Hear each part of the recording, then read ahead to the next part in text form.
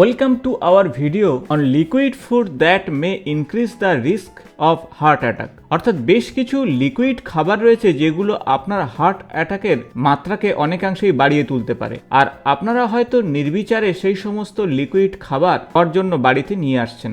তাই এই ভিডিওতে আলোচনা করব সেই সমস্ত কমন বেশ কিছু লিকুইড এবং স্যুপ খাবার যেগুলোর মধ্যে প্রচুর পরিমাণে সোডিয়াম রয়েছে, সুগার রয়েছে এবং আনহেলদি ফ্যাট রয়েছে, যা আপনার হার্টের স্বাস্থ্যকে দিন দিন খারাপ করছে এবং ধীরে ধীরে আপনার হার্ট যে কোনো মুহূর্তে বিকল হয়ে যেতে পারে। নমস্কার বন্ধুরা, আমি ডক্টর সুব্রত আর আপনারা দেখছেন আপনাদেরই ইউটিউব চ্যানেল সুব্রত হেলথ। আপনারা যদি আমার চ্যানেলে নতুন হয়ে থাকেন তাহলে অবশ্যই চ্যানেলটি সাবস্ক্রাইব করে দিন, পাশে থাকা বেল বটনটি অবশ্যই প্রেস করুন। নতুন নতুন ভিডিও দেখার জন্য অবশ্যই আমার চ্যানেলে কমেন্টস করুন। যদি আপনার ডায়েট চার্টে স্যাচুরেটেড এবং সেই সাথে ট্রান্স ফ্যাটের পরিমাণ বাড়তে থাকে এবং সোডিয়ামের পরিমাণ বাড়তে থাকে এবং সেই সাথে উচ্চ সুগার থাকে, তাহলে কিন্তু হার্ট অ্যাটাকের রিস্ক অনেকটাই বাড়বে।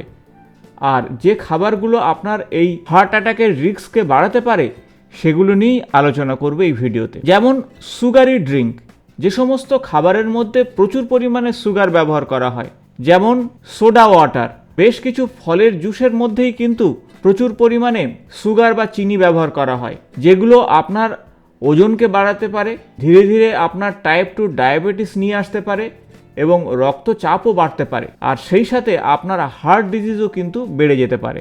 তাই সুগারি ড্রিঙ্ক অবশ্যই আপনারা এড়িয়ে চলুন। ডেয়ারি বেসড মিল্ক শেক এবং সেই সাথে স্মুথিস, এই ধরনের খাবার কিন্তু যথেষ্ট টেস্টফুল, কিন্তু এতে প্রচুর পরিমাণে হোল মিল্ক রয়েছে এবং সেই সাথে ক্রিম এবং আইসক্রিম ব্যবহার করা হয়, আর যাতে উচ্চ পর্যায়ের স্যাচুরেটেড ফ্যাটি অ্যাসিড এবং ক্যালোরি রয়েছে, যেগুলো আপনার কোলেস্টেরলের মাত্রা, মূলত এলডিএইচ যেগুলো খারাপ কোলেস্টেরল, সেগুলো কিন্তু বাড়তে থাকছে এবং ওয়েট গেনও হচ্ছে আপনার। ফলে এগুলো যদি দিনের পর দিন খেতে থাকেন তাহলে কিন্তু আপনার হার্ট অ্যাটাকের মাত্রা বা রিস্ক অনেকটা বাড়বে। অ্যালকোহল বা বেভারেজ, যে সমস্ত ড্রিঙ্কসের মধ্যে প্রচুর অ্যালকোহল রয়েছে বা অ্যালকোহল আপনারা অ্যালকোহল নিচ্ছেন প্রতিদিন, তাতে কিন্তু ওয়েট গেইন করবে এবং হার্ট অ্যাটাকের রিস্ক কিন্তু অনেকটা বাড়বে। ক্রিম বেসড স্যুপ যারা খাচ্ছেন প্রতিদিন বা নিয়মিত, তাদের কিন্তু ঠিক একই ঘটনা ঘটতে থাকবে, কারণ এতে প্রচুর পরিমাণে উচ্চ স্যাচুরেটেড ফ্যাটি অ্যাসিড রয়েছে এবং ক্যালোরি রয়েছে।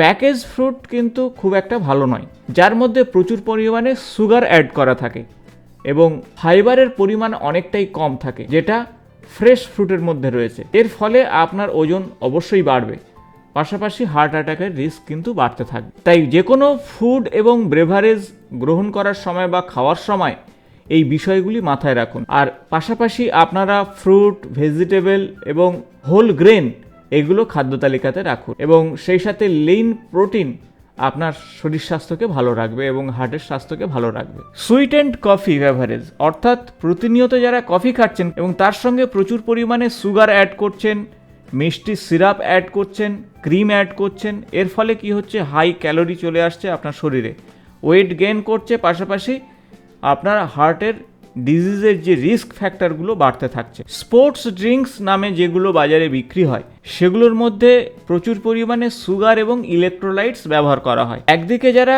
খেলাধুলো করছে তাদের জন্য এটি ভালো, কিন্তু যারা ফিজিক্যাল এক্সারসাইজ করছেন না কিন্তু তারা এই ধরনের স্পোর্টস ড্রিঙ্কস খাচ্ছেন, তাদের ক্ষেত্রে কিন্তু প্রচুর এনার্জি চলে আসছে শরীরে এবং তার ফলে ওয়েট গেইন করবে এবং হার্ট ডিজিজের রিস্ক ফ্যাক্টর বাড়তে থাকবে। হট চকলেট, এটি একটি জনপ্রিয় খাবার, এর মধ্যে প্রচুর পরিমাণে হোল মিল্ক রয়েছে, সুগার রয়েছে, চকলেট সিরাপ রয়েছে, তার ফলে প্রচুর ক্যালোরি এবং স্যাচুরেটেড ফ্যাটি অ্যাসিড আপনার শরীরে ঢুকতে থাকবে এবং তার ফলেই কিন্তু আপনার হার্ট ডিজিজের বা হার্ট অ্যাটাকের রিস্ক অনেকটা বাড়বে। যারা চা খান, কিন্তু মিষ্টি চা কিন্তু সব থেকে সমস্যার কারণ অতিরিক্ত মিষ্টি যারা দিচ্ছেন, সুগার অ্যাড করছেন বা প্রচুর পরিমাণে যারা মধু দিচ্ছেন, তার মধ্যে হাই ক্যালোরি চলে আসছে এবং ওয়েট গেইন করবে আপনার। বিশেষত পাম তেল, এটি কিন্তু গবেষণায় দেখা গেছে যে পাম তেলের মধ্যে কোলেস্টেরলের মাত্রা বাড়াতে সাহায্য করে এবং তাই কোলেস্টেরলের মাত্রাকে নিয়ন্ত্রণ করার জন্য আপনারা খাদ্যের মধ্যে পাম তেল ইউজ করবেন না। কোল্ড ড্রিঙ্কসের কথা আমি কম বেশি আপনাদের বললাম, কোল্ড ড্রিঙ্কসে প্রচুর পরিমাণে মিষ্টি থাকে। দুধ খাওয়া অত্যন্ত ভালো, কিন্তু দুধের মধ্যে যদি প্রচুর ফ্যাট থাকে, অর্থাৎ হোল মিল্ক যদি খান, সেক্ষেত্রে কিন্তু কোলেস্টেরলের মাত্রা বাড়বে। তাই ফুল ক্রিম মিল্ক খাওয়া থেকে দূরে থাকুন। এই কয়েকটি বিষয় যদি আপনারা খেয়াল রাখতে পারেন তাহলে অবশ্যই হার্ট অ্যাটাকের ঝুঁকি কিন্তু কমবে। আর তা না হলে এই ধরনের তরল খাবার আপনার হার্ট অ্যাটাকের ঝুঁকিকে অনেকটাই অর্থাৎ বহুগুণ বাড়িয়ে তুলবে। তাই সেজন্য আপনাকে নিউট্রিয়েন্ট ডেন্স ফুড অবশ্যই খেতে হবে, ব্যালেন্স ডায়েট গ্রহণ করতে হবে এবং প্রচুর পরিমাণে ফ্রেশ ওয়াটার খেতে হবে। তাতে কিন্তু আপনার শরীর স্বাস্থ্য ভালো থাকবে। তাই এই ভিডিওতে আপনাদের সঙ্গে আলোচনা করলাম এমন বেশ কিছু তরল খাদ্য যেগুলো আপনারা অনায়াসেই খেয়ে ফেলছেন এবং যে খাদ্যগুলো আপনার হার্ট অ্যাটাকের রিস্ককে অনেকটাই বাড়িয়ে তুলছে আপনার অজান্তেই। আশা করব এই ইনফরমেশন আপনাদের হেল্পফুল হবে এবং ইনফরমেটিভ হবে। তাই আপনার ডায়েট চার্টের ছোট ছোট পরিবর্তন আপনাকে কিন্তু দীর্ঘায়ু দিতে পারে এবং হার্ট অ্যাটাকের ঝুঁকিকে অনেকটাই কমাতে পারে। ভিডিও ভালো লাগলে অবশ্যই শেয়ার করুন, সাবস্ক্রাইব করতে ভুলবেন না এবং সুন্দর থাকুন, সুস্থ থাকুন। Thank you for watching my video.